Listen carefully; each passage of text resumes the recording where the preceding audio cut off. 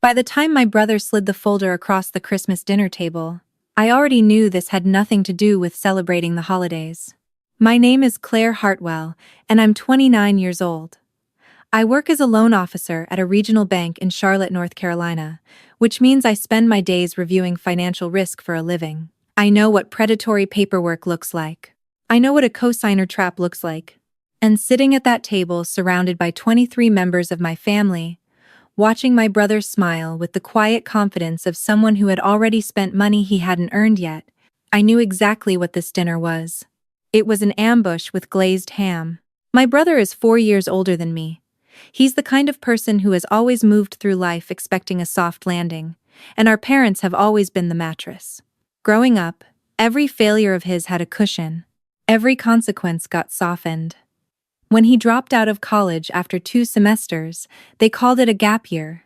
When his first business lost money, they called it tuition. When he needed rent covered 3 separate times in his 30s, they called it temporary. I called it a pattern, but nobody asked me. I had bought my own car at 22, paid off my student loans by 26. Never once asked them for anything after I left for college. Not because I was too proud, but because I understood early that asking in my family didn't come free. Everything had a price that showed up later in a different form. The folder had a sticky note on top in my mother's handwriting. It said, "We just need your signature, honey. You'll barely feel it." I didn't touch it. My brother leaned forward. His name is Derek, and he had that look he gets when he's already rehearsed the conversation and is waiting for you to catch up. He said the business was almost there. He said the lender just needed a stronger cosigner profile. He said I had the credit score, the income, the employment history, the exact combination that would get the $160,000 loan approved and his restaurant supply company off the ground by spring. My mother reached over and tapped the folder. She said, "Derek has been working so hard on this. We're asking you to believe in your brother." My father nodded from the other end of the table the way he always did, that slow, heavy nod that meant he had already decided and was just waiting for the room to agree with him. 23 people watched me. I looked at my brother and asked one question. I said, "Did you already submit an application using my information?" The smile didn't fall off his face, but it changed. He said, "There was a preliminary inquiry, just to check eligibility. It doesn't count as a full application."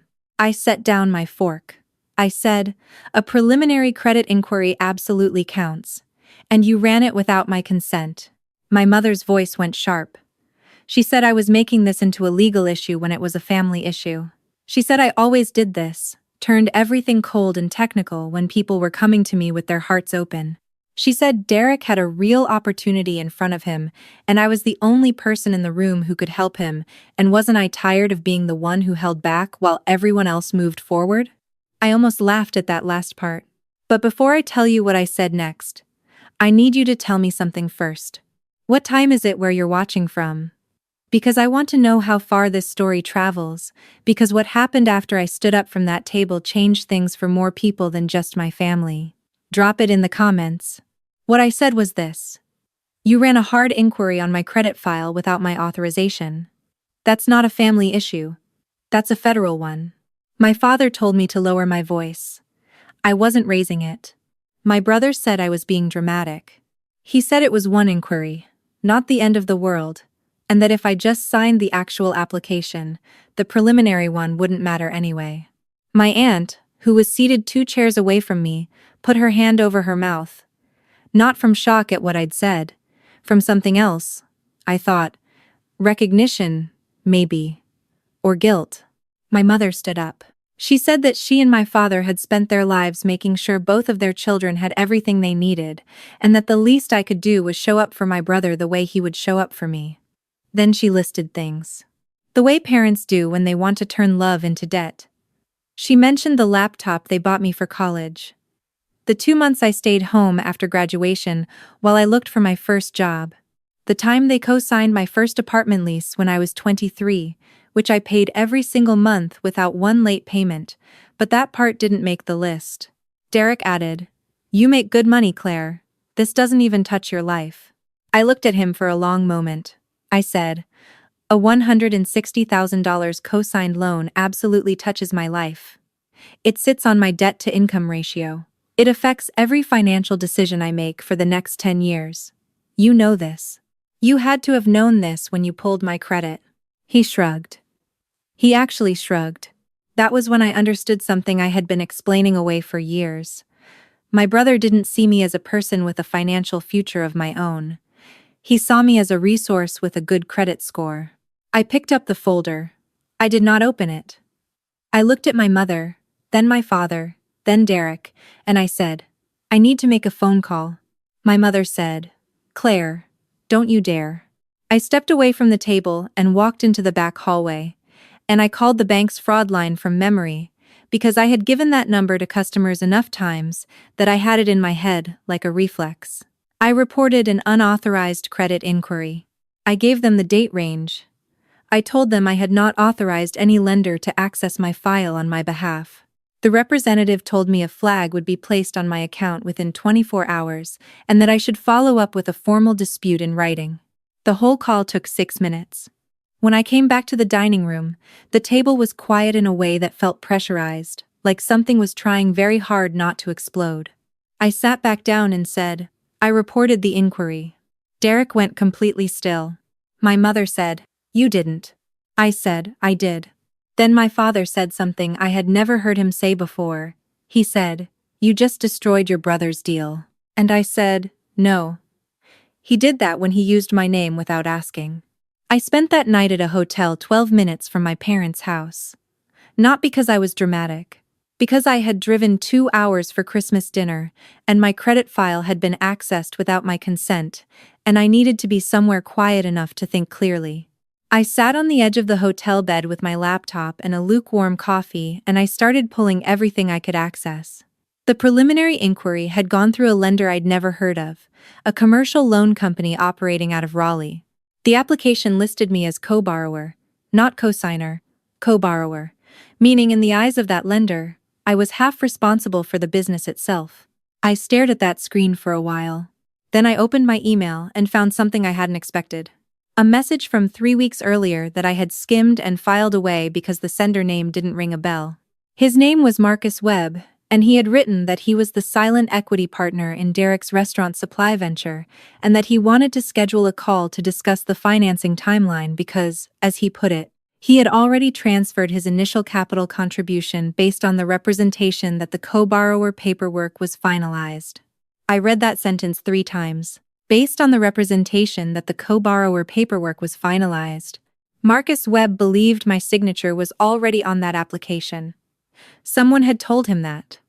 Someone had told him the loan was as good as done because the co-borrower had already agreed. I pulled up the email and replied at 11:47 at night. I wrote that I was the person listed as co-borrower, that I had not in fact agreed to or signed anything, and that I had become aware of the situation only that evening. I told him I was available to speak the following morning, if he wanted the full picture. He replied in 8 minutes.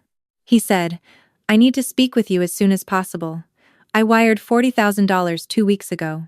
I met Marcus at a coffee shop near the hotel the next morning.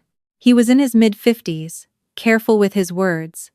The kind of man who had made money by being precise about risk. He arrived before me and had already ordered 2 coffees, which told me he had taken the situation seriously from the moment my email landed.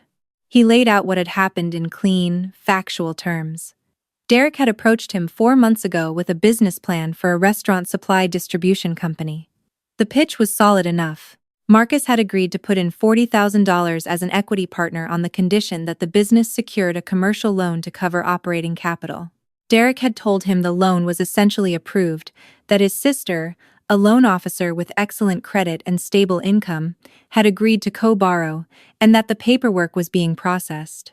Marcus had wired the money based on that. I set down my coffee cup and said, "I found out about this last night at Christmas dinner.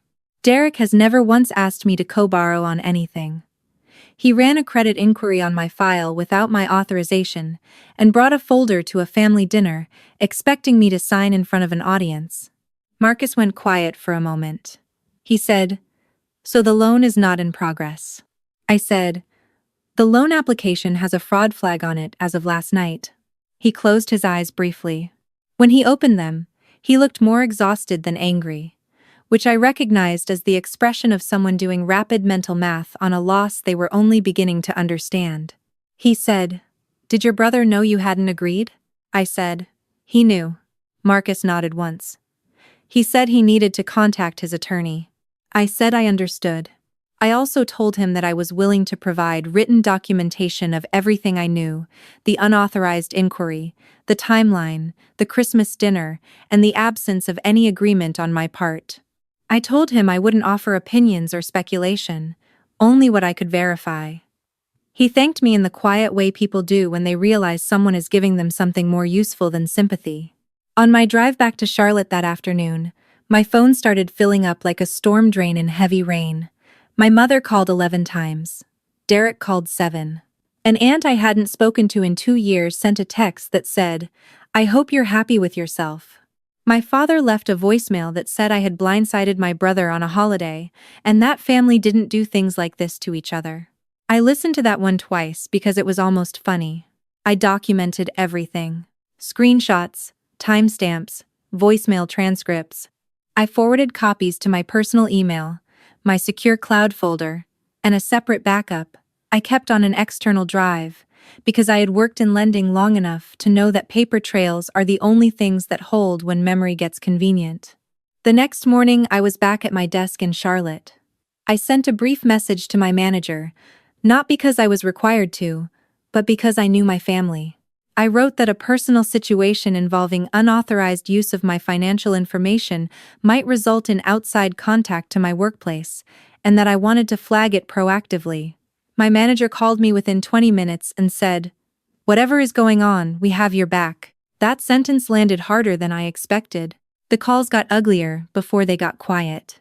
My mother left a voicemail saying I had ruined Christmas and my brother's future in the same night, which I thought was an interesting combination of grievances. Derek sent a long text that started with, "I can't believe you," and ended with, "You were always jealous of my ambition," which told me he had spent the night writing a version of this story where he was the victim. Not one message said, "I should have asked you first." Not one. 3 days after Christmas, my cousin Renee sent me a screenshot from the family group chat.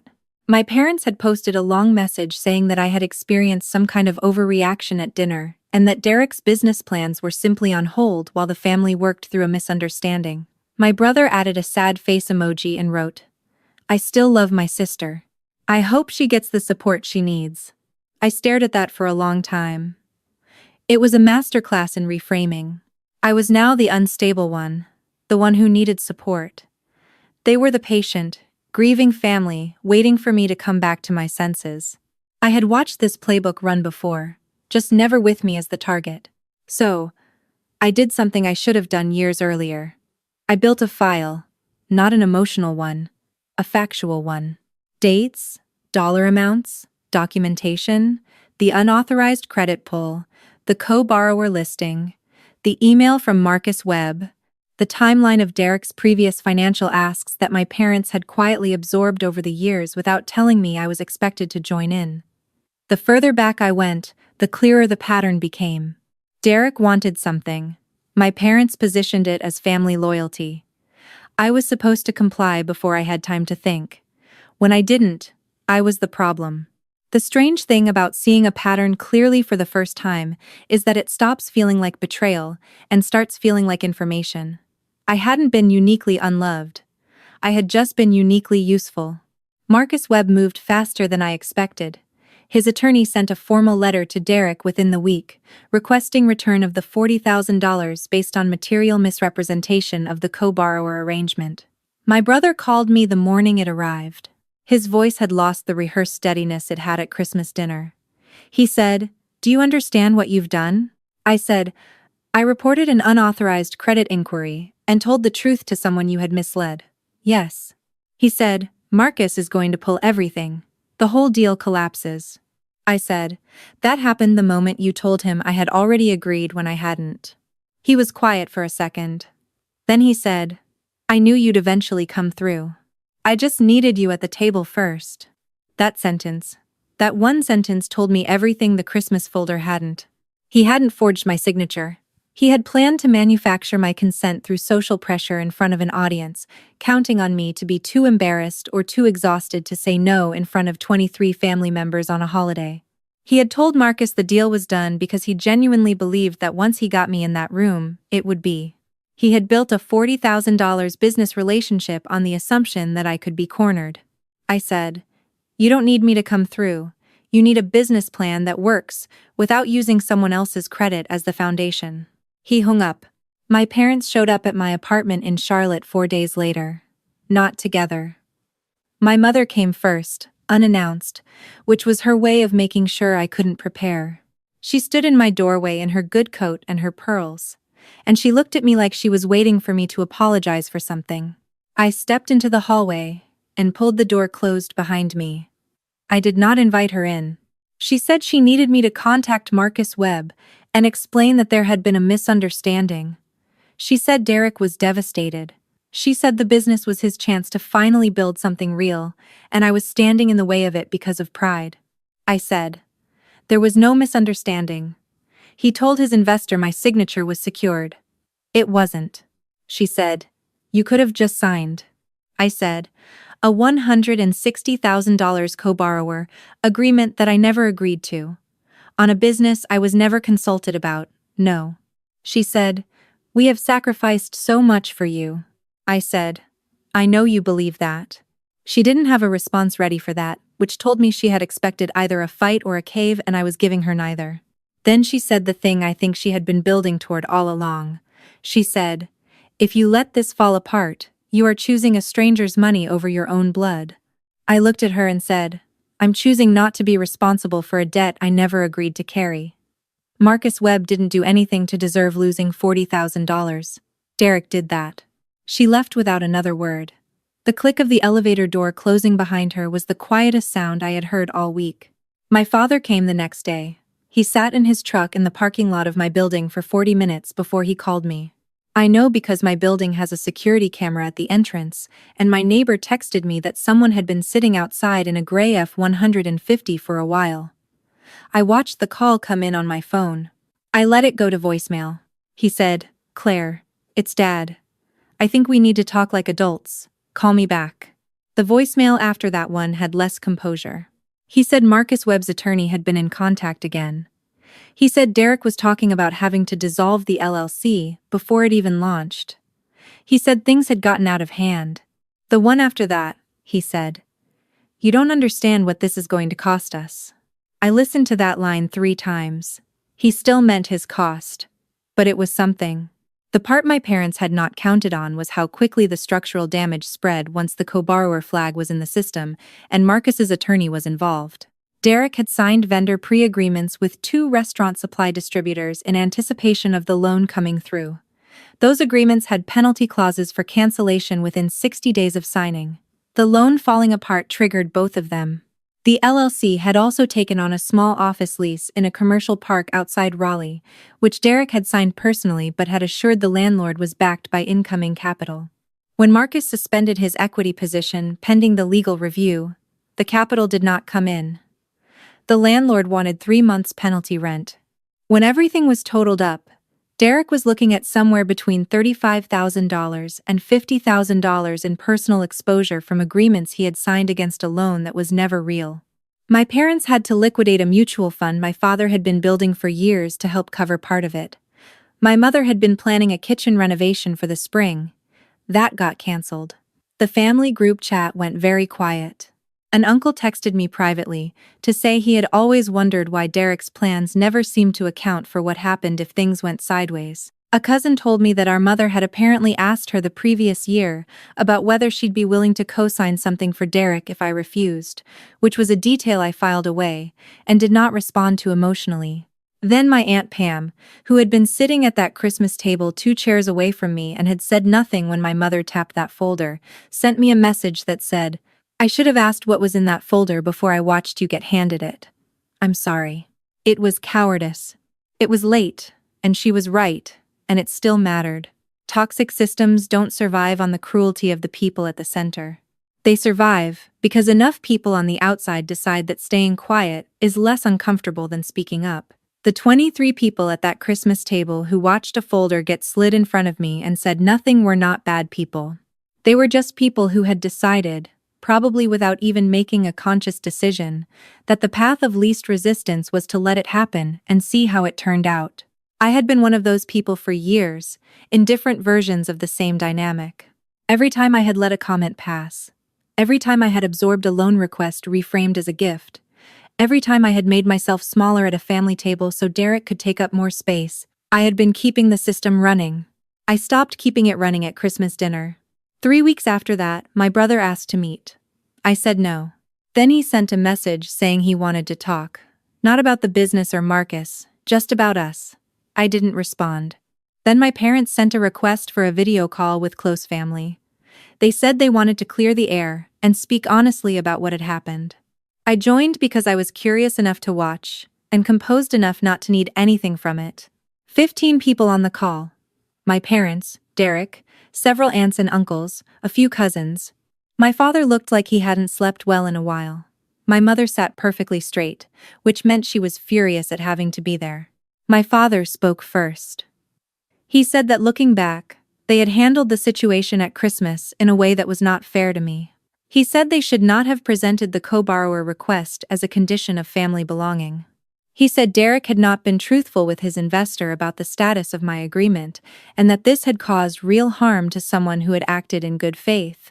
He got through the whole thing without once saying the word wrong. My mother said she regretted the pressure that had been placed on me at dinner. She said the family had leaned too heavily on me for too long, and that she understood why I had responded the way I did. She looked like every word was being pulled out of her slowly, like a splinter. Derek said he was sorry for pulling the credit inquiry without asking. He said it had been a shortcut he shouldn't have taken. He did not say what he had told Marcus. He did not say he had built a $40,000 investment relationship on the assumption that he could back me into a corner at Christmas. But he said what he said in front of 15 people who had previously only heard the version where I overreacted at dinner. The call was 9 minutes long. Afterward, several relatives texted me privately. Some apologized for not speaking up at Christmas. Some tried to soften my parents' behavior with phrases like, "You know how much they love Derek," or "They didn't mean it the way it came out," and I didn't argue with any of them because minimization is how some people stay close to dysfunction without having to name it. But I also did not accept any version of the story that relocated the starting point. The real change wasn't the video call. The real change wasn't the apology, such as it was. The real change was the thing that happened inside me the night I sat in that hotel room with a lukewarm coffee and pulled up the co-borrower paperwork and understood that my brother had gone to his investor and told him the money was secured before he had even asked me. He had not borrowed my credit score.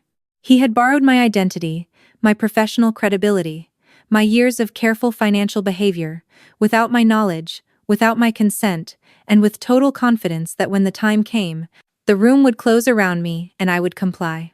The thing about being relied on in a family like mine is that it stops feeling like trust and starts feeling like assignment. Nobody asks whether you're willing.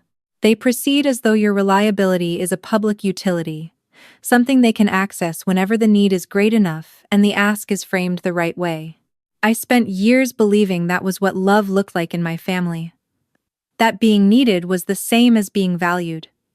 That absorbing risk for people who wouldn't absorb it themselves was the same as belonging. I don't believe that anymore. I took a position at a larger bank in Raleigh 2 months later, not to run away from anything.